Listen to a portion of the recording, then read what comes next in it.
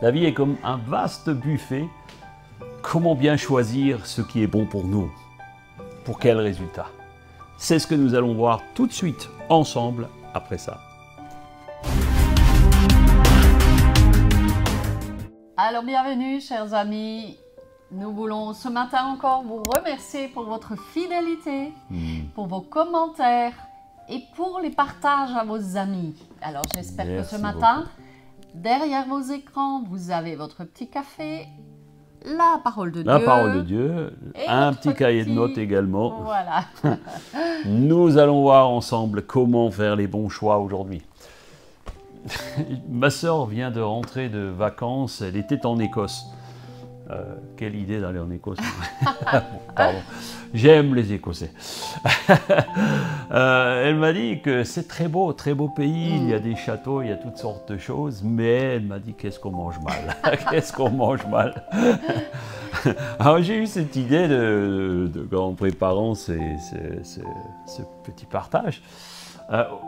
Quand tu vas au resto ou devant la carte, ou tu es à l'hôtel, vous savez maintenant on a tous ces buffets. Alors, tu es là en train de dire, qu'est-ce que je vais prendre? C'est l'abondance. J'hésite.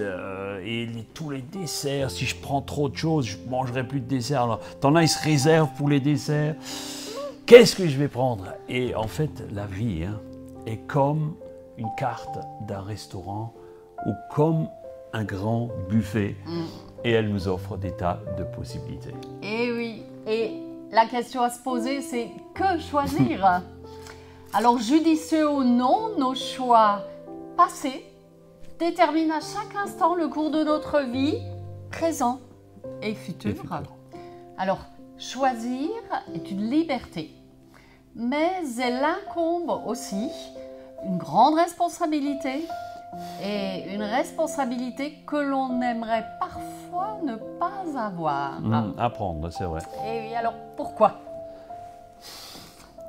Notre mission aujourd'hui est de vous inspirer pour impacter votre vie spirituelle, mais aussi votre entourage et votre famille. Ce que vous communiquez autour de vous influera celle de votre entourage obligatoirement. Les choix. Donc la vie, c'est comme une carte d'un buffet ou d'un restaurant et elle nous offre des tas de possibilités. Eh oui. Alors, il y a des restaurants qui ont des cartes énormes, des cartes à rallonge. Et plus la carte est grande et longue, plus il est difficile les choix de sont choisir difficiles. finalement. Alors, il y a toutes sortes d'aliments alléchants. Bon ou moins bon. Bon, moins bon, c'est ce que j'allais dire, mais tous n'ont pas la même valeur pour notre santé. C'est vrai. Donc, il faut faire les bons choix. Mon grand-père disait souvent ne pas choisir est également un choix. Eh oui. Ne pas choisir, notez cette phrase, est également un choix.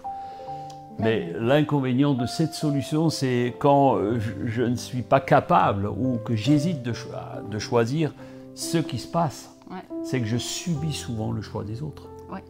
Et je prends finalement ce qui reste. Quand tu es devant un buffet, tout d'un coup, tu n'as pas choisi, tout le monde passe devant, eh ben, tu prends ce qui reste. Exactement. En ce qui me concerne, je déteste qu'on choisisse à ma place. Ça, je sais, je confirme. Prendre une décision, vous savez, prendre une décision rapidement, eh bien, est souvent la clé. Il faut un quart de seconde pour décider, pour faire un choix. Et parfois, on a toute la vie pour le regretter. C'est vrai. Alors, nous pouvons tirer quelques leçons. Alors, la première leçon, c'est que si tu ne décides pas, quelqu'un d'autre le fera à ta place. C'est une mauvaise habitude que j'avais prise, de décider souvent pour les autres, c'est mon caractère, ma nature. Jusqu'au jour où ma gentille fille m'a repris gentiment au resto parce que je trouvais qu'elle ne décidait pas assez vite. Et j'ai commandé, je dis allez, on prend tous la même chose.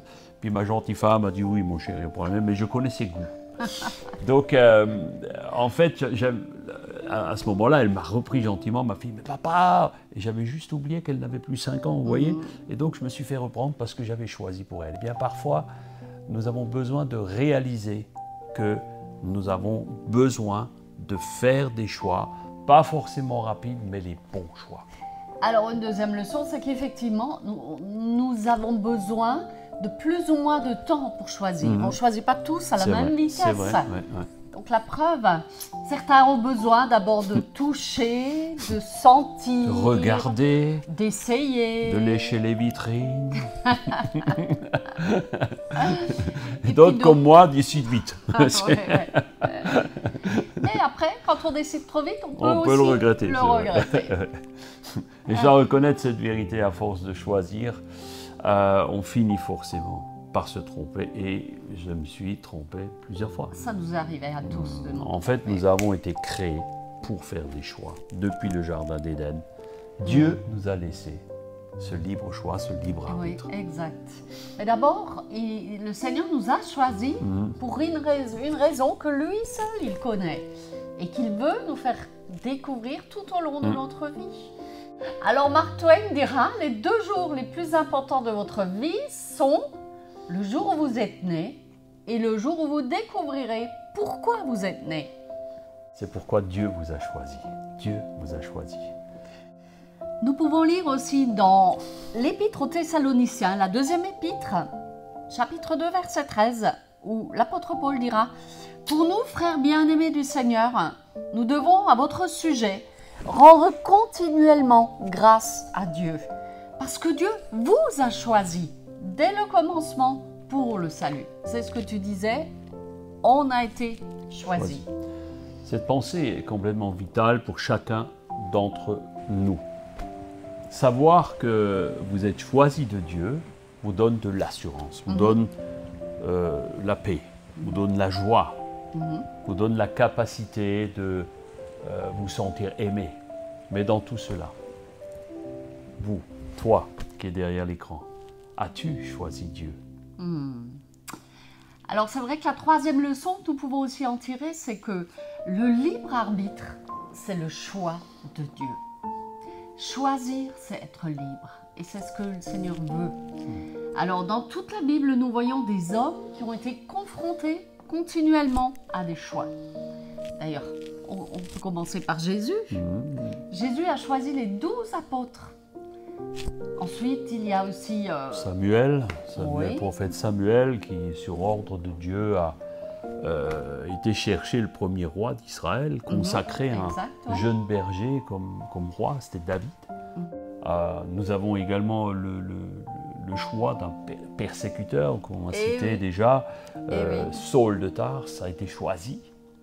Et Dieu a choisi, mais à chaque fois, il attend une réponse. C'est vrai. Il attend une réponse. Dieu choisit Saul qui... Et Saul devait choisir. Saul devait dire, ok Seigneur, je vais te servir. David était un berger, il a dû répondre. Voilà, nous avons besoin de répondre parce qu'un homme doit choisir. Exactement. On a tous des choix à faire. Et en cela réside la force de l'homme, le pouvoir de décider pour lui. Alors il y a effectivement des décisions qui vont, comme nous l'avons dit, influencer notre vie plus que d'autres. Le choix de notre conjoint. Ah ça a influencé ta vie, ça c'est sûr. Le choix de notre lieu de vie, le choix de notre métier. Ça aussi. Et voilà. C'est des grandes décisions de la vie. C'est des grandes décisions, oui. Elles sont pas toujours tellement nombreuses. Oui, les grandes décisions. Mais elles peuvent avoir un impact énorme. L'endroit où tu vis, toutes ces choses, elles demandent beaucoup de réflexion. Et en tant que chrétiens, nous devons prendre aussi le temps de prier. Parfois, il y a des choix où nous prenons parfois plus de temps pour réfléchir à ce que nous allons mettre comme vêtements le matin que de choisir notre conjoint. Comprenez? Donc nous avons besoin vraiment de voir à quel point nos choix sont importants, même également dans les petites choses de la vie. Exactement. Et c'est important qu'on prenne nos décisions avec ce libre arbitre. Amen. Pour ne pas subir la décision de quelqu'un d'autre. Et c'est vrai qu'on a pris cet exemple du resto, c'est qu'en principe, ce choix n'a pas d'influence. Non, enfin, n'a pas d'influence sur le court terme, mais sur le long terme, ça peut l'avoir.